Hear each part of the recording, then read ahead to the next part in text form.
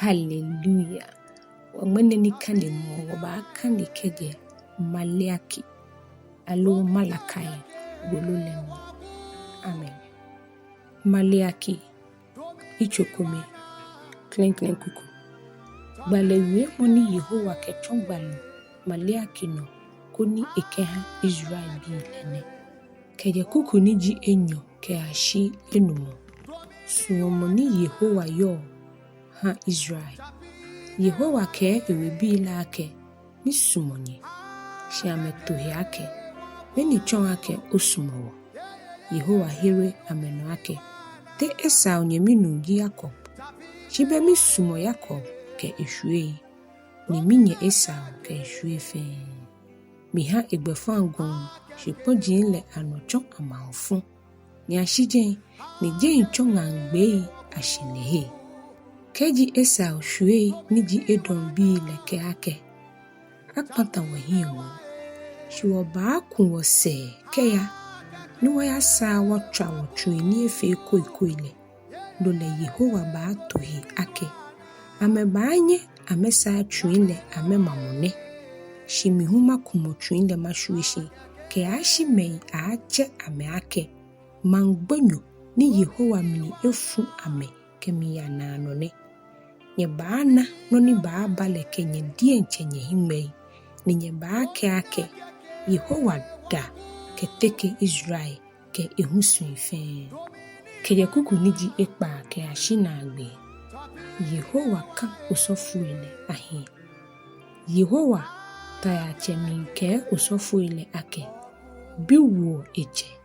Ni chulo wo enucho. Kole keji che jimile. Negbe mi wo le yo. Ni keji nucho hun jimile. Negbe gbeye ni nye shio mi yo. Nye gbeyo mi gbe ile higuo. Shi nye keo ake. Mini wofio ke gbeyo ogbe ile higuo le. Nye ke abolo ni abule ba shan fole. Ye mi fole shan la tele no. Agbene hun nye keo ake. Mini wofio ke chon ake. Wohiye esobo. Noni mi keo ji ake. Nye ni fe mo chon ake nye bu mi fole shan la tele. Keji nye ke koloi. Shula fwe ba shan fole le. Asweje no fonlo. Keji nye ke kolo. Akpakeche lo hela che ba shan fole le. No hueje no fonlo. Keji omona kan kolo. Oke ake amralo le. Ani ena ohichu ijunu. Alo ekwe ohie. No hewole osɔfoi. Agbene nye pa na anyumu fai koni edrowo. Ani nekeni keni ni jenye dene ba ha ekwenye tembo kuhie. Yehowa tayacheke ake. Minani kulenye tembo kungamo solimo wele shinaile. Koni yake asherela yakatraye. Mifolesha ala tele nodon. Minanye hemishe. Ni mimon ni keni ni nyeke baha mile humni. Keje hunu shite mili ahun. Ke ashie shinyom nile. Meimi kaufu mi ye jema jamli. Ni ashashai chufake wa ahami. Ni ake nibi ni ahicheche mi shasha fole mi hami. Eja ake mi gbei. Ehehe. Ye jema jinle anu. Shinyele nye bule mi fole shan la tele. Keji nye ke ake abule Yehowa afole shan la tele momo. Ni nohewo ni nye ke ni nye nyangi oba bashan fole ye nole. No ni nye ke oji. Me tole po oji ene. Ni nye shuo nye gugo nye uomi. Boni Yehowa tayachele ke one. Mokoni ni ayashon akranana. Lo kolo akpakeche lo helache. Neke baha ake nye fole. Aso nye susuo ake mamo neke afole mneke mi shelo. Alo mo shishulo ni yo tonu ye eto kumli. Shikeji ewushile. Eke kolo ni payo ehemo masha fole ha yo wale. Eja ake manche peten ple jimi Yehowa ta cheleke. Ni jema jiano bife shio mipeye. Hallelujah. Maleaki icho enyo. Keje klen kuku. Ke ashi kuku ni jineho. Agbenenye osɔfoi. kita ni mi wo nyene keji nye bo wie mo ne atoi nye ke ato nye trimni boni afe ni nye kenye jemba awo mi gbe hie nyamle no le mi balomo ni bi ni ahanye ni nye ke ko nye helefe Anɔkwa mnile mi lomo ni bi ne momo eja ake nye bu mi kitane na mi baka nye shwe ahiɛ ni mi kenye folesha ko lele awamole akpa nye hie ni alo nye ke wamole fe ayashwe tumono ene jino ni nye ke ananye le ake mi ke kitane echu ke banyewo ni ansanko ni kpamo ni kamike osɔfoi ni jile vishwe le atele akakumni Yehowa ta cheke mike amekpamo mlile mi woshi ake madro amewala ke to enjole ni mi fehu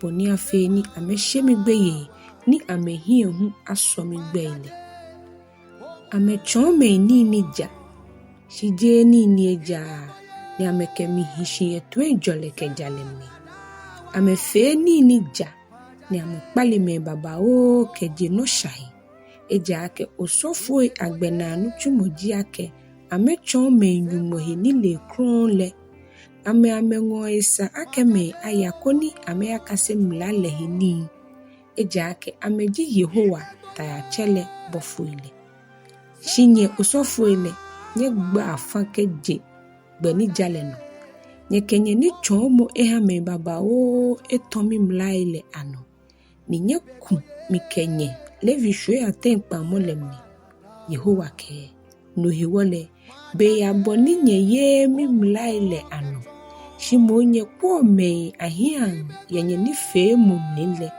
mi baha nye iguo agbo ye Israel fe ahi keje kuku ni Nyɔŋmɔ ke ashi Nyɔŋmɔ ke ekpa Anɔkwa ni maŋbii ye Nyɔŋmɔ anije chekome wo fe wo yolu asoje Nyɔŋmɔ kome ni bowolo mini hewomo ni wote mo fe mo ye enyemi Anɔkwa ni wo ye kpamo ni Nyɔŋmɔ ke wo cheme le kpan le nole Yuda ye Nyɔŋmɔ Anɔkwa ni musubo ni bison keke afio ye Israel ke Jerusalem Yuda ebule Yehowa solimo wele ni sumole Yuda hinle ngongwe ngame ni jamanse woji Yehowa aple ni nufenu ni fio ne kenoko ya Israel te koni ekaha enahigbe efata hedon ke shanfolei ni maŋbii le shanha Yehowa ta ya chele